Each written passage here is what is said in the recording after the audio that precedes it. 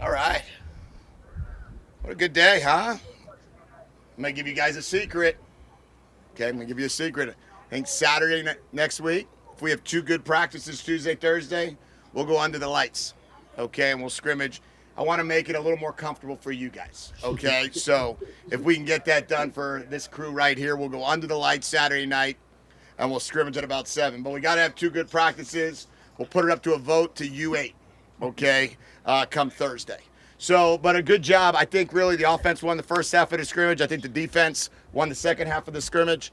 Can't turn it over in the red zone. 4th and 1, we're going for it. Now, there was 12 guys on the field defensively, so it would have been a penalty on them. But we can't snap the ball over our heads. And but all together, I thought our guys really competed hard, played hard. It was fun to see them in a uniform and fun to see him out here playing. I know it's never going to be perfect, but did you sense maybe starting the last half of last practice that the offense was maybe starting to get it a little bit better? Yeah, I did. I think we definitely. I could see taking strides. I could definitely see the whole staff saw. We definitely were better, and we were better today, and we're improving, and that's what it's going to look like. I mean, the offense takes a little bit longer. We talked about it earlier, in terms of just every block has to be crisp and every route has to be detailed. But I like the way our quarterbacks are throwing the ball downfield a little bit more. You could see the ball traveling in the air more. And I thought our running game has gotten much better over the last two practices as well. Is there a specific penalty that's giving you the most fits? Or is there like a trending penalty Yeah. during three ball? Yeah, the biggest thing that we talk about with our team is penalties that don't have to do with the game of football. So false starts, defensive offsides, 12 men on the field, illegal celebrations. Right? Those are penalties that don't have anything to do with the game of football.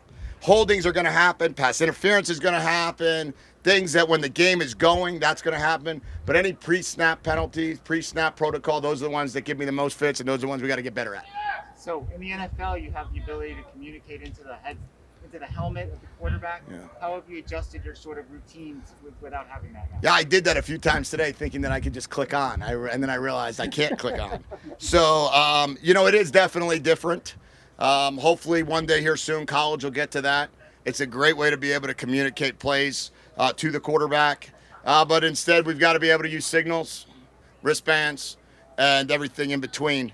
Right now, I don't really want to spend too much time asking our quarterbacks to learn signals because there's so much stuff they actually have to learn. We'll deal with that in the summertime and in the fall camp. Jed, you said you want to evaluate your quarterbacks on who can drive the team and get in the end zone. Like, how do you evaluate these drives out here in a scrimmage where, yeah, your team the offense might score, but there might have been 2 sacks that could have deflated that drive? Yeah, I showed our guys yesterday in our team meeting. I showed 10 plays that look like that would be sacks, and all 10 of them were touchdowns in the NFL. So yet there was a guy screaming right at you that we would have all whistled down as a sack in practice, but the quarterback got the ball out and was completed for a touchdown. So it's very hard to determine what's a sack and what's not a sack. If I see a free runner or an unblocked man, I'll stop the play. Anytime the quarterback pulls it in his zone read play, we just stop it right away.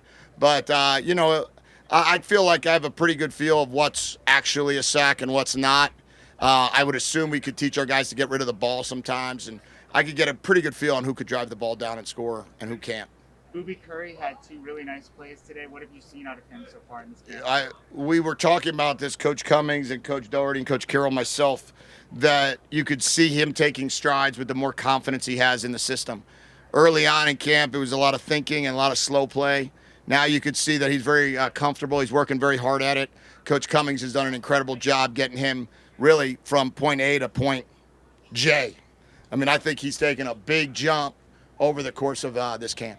What can you tell us about Jason Harris's situation? He didn't really go much at all today. Jason Harris? Yeah. Yeah, no, I don't know anything about why he didn't go or not go. He was clear to go.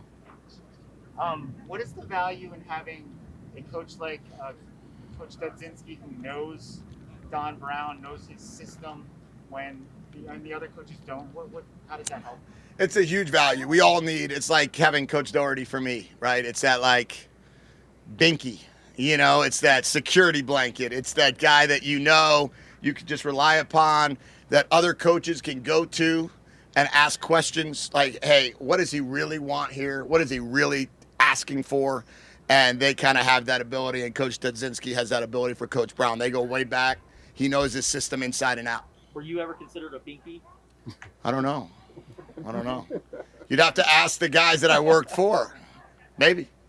Who works with the kickers out here? We've got Coach Dudzinski and Coach Pow Pow, and then they have an analyst who's Coach Spurrier, which is Steve Spurrier's son. He's more of the way the rules work. Obviously, he has to chart, he has to keep clock, he has to keep time, and then be able to put it all together and help inside with Coach Dudzinski and Coach Pow Pow. Does Stevie Rocker need to score on that one run that he bounced?